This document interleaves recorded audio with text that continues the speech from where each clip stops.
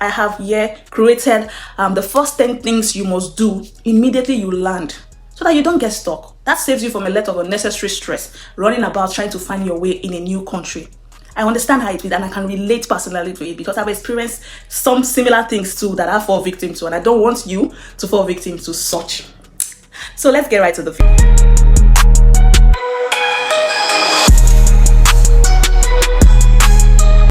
Hey guys, welcome back to Marvispicy. If you're new here, you're welcome, and if you're a returning subscriber, thank you so much for stopping by. If you're new here, let me tell you what I talk about on my channel. I talk about real life, real talk, lifestyle, and everything spicy about living abroad as a student, especially international students. Sometimes I talk about the MSc life or the PhD life, depending on what program you're studying abroad.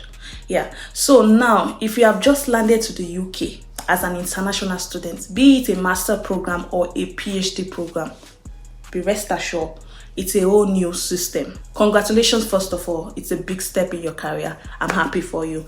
But second of all, welcome to the cold weather. In fact, that's the first thing that was gonna eat you first. The confusing accents. Oh, all right, mate. You're gonna hear so much of that. Don't worry. And bosses that will humble you on day one. In fact, just be rest assured that you might get lost on the first week. Don't worry. You have so many people in that situation. So don't worry, you're not alone. But don't worry, I got you. In fact, I have here created the first 10 things you must do immediately you land, so that you don't get stuck. That saves you from a lot of unnecessary stress running about trying to find your way in a new country. I understand how it is, and I can relate personally to it because I've experienced some similar things too that I fall victim to, and I don't want you to fall victim to such.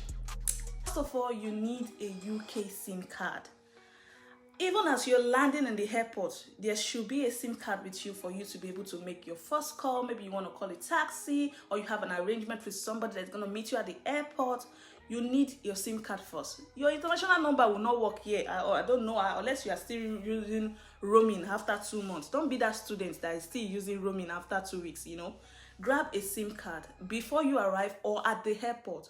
In some countries, they usually give this SIM card in the visa center, you understand, when you have been approved of your visa.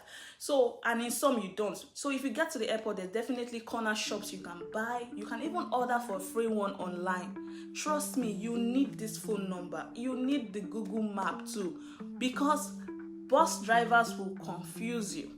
They will be telling you, oh, we are terminating here, like we are stopping the bus here, and you are asking where, how, where are you terminating? Because you've not have your way around. You need internet, you need Wi-Fi. Although the airport has Wi-Fi access, but it's just for a limited amount of time. So you need to have a SIM card that you can get internet access as you move. Okay, that's the first thing you need to do. Get a UK SIM card. Second of all, you need to find yourself an accommodation. You're coming to a new country. I don't know your arrangement. You might have family members, or you're just coming fresh. If you are not going to be in the university halls or the accommodation provided by the university, then you should jump on a website like Spare Room or Rightmove or Open Market, Open Rooms, Spare. There are so many apps like that you could check. There's Zopa, you could check. So that you don't send your money to a random person or your uncle promise on WhatsApp promising you a 5-bedroom flat for £200. Scam alert. People can scam you, so you have to be careful. Check these things yourself, verify the price, the procedure, what you need as a student to get yourself an accommodation. Preferably, if you know you don't have anybody here, you don't have help here, so you should just register by yourself, search for these accommodations by yourself. Make sure they are school accredited areas so that you will not be stuck when you arrive.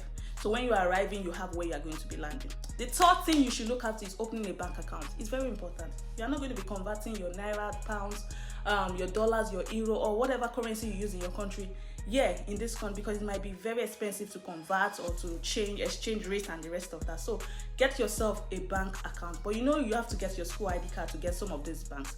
But if in a situation whereby you need quick access to bank account and you don't have your school ID yet, you can use the virtual banks like the Mozo, the Revolut. In fact, I might drop the link of referral link of those banks in my description box, so if you want to check it out, you can use that to open your virtual cards like the Mozo and the Revolut. But you can also have traditional banks HSBC, Leos, and the rest of that. There are so many options you could choose from. So know that it's very important to have a bank account when you arrive. The fourth thing you should be thinking about is registering to your GP, because health is wealth. Sometimes you can just be coming and you enter the stress. Health is wealth. Register with your local GP. Like you need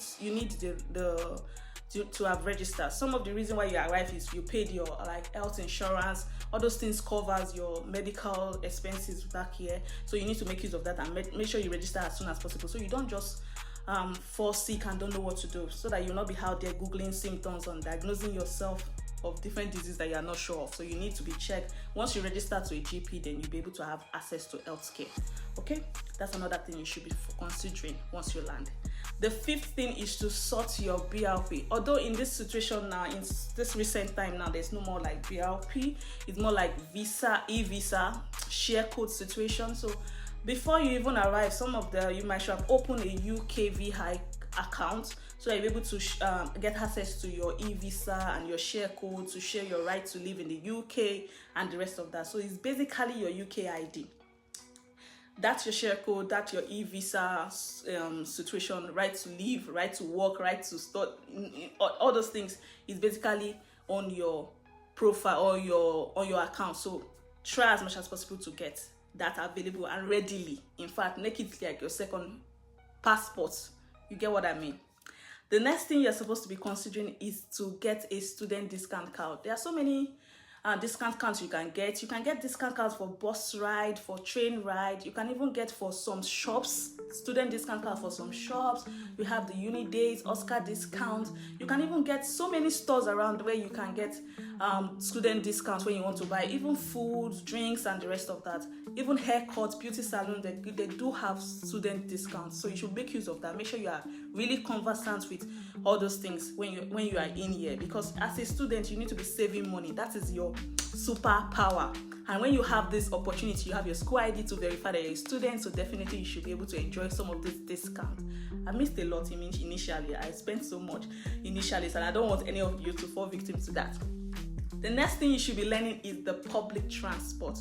Yes, you don't have a ride in car yet in the UK, so you definitely going to use the bus, you're going to use the train or any other means of transportation, or even the Uber and the rest of that. So you need to know your way around. Make sure you download the train line app. Make sure you download City Mapper. Make use of your Google Map. It's very, very important. Make sure that you are not always you monitor where you are going to. Don't get lost, because it's the easy way to get lost if you are not like monitoring, especially when you're in a bus and you're not monitoring your destination or the stops you are supposed to stop at. You might easily get lost or go to a wrong station or a wrong bus. So make Google Map your friend. All right, get access to the public transport. Then budget yourself. Please budget yourself. The next thing is to budget yourself. A lot of students blow out their first allowance like free Wi-Fi.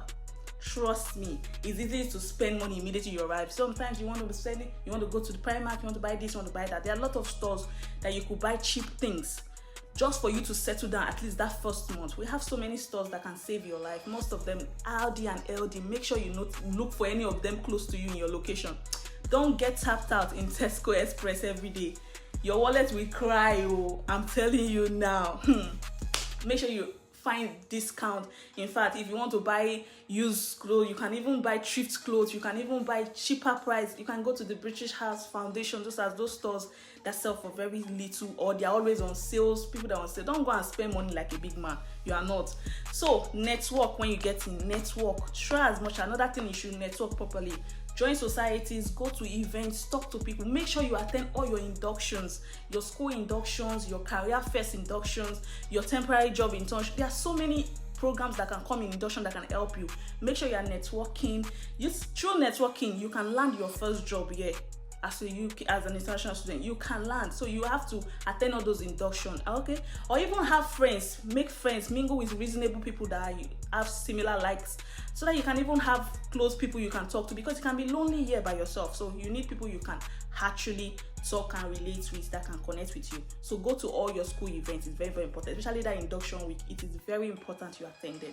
Then the last thing I'm going to talk about, the 10th thing, is make sure you have fun. Explore the city, have fun, visit places. It's not all about study. There are sometimes you need to just explore. Visit London, Manchester, Birmingham, whatever. Create memories, you understand? Because memories matters. There's sometimes you can never get it back. When you get settled like this, you are all in it. You probably do not even have time to even think of whether you want to go somewhere, visit any place. There are so many best places you could visit, and some of them are for free. So make sure you don't miss out on that. It's very important you don't miss out on fun. As long as you came here to study, also try as much as possible to infuse some little bit of fun in between. I don't ask you to just play away your time. Think you have a timetable, you have all the things going for you, so you should just make sure you create find a way around it by yourself.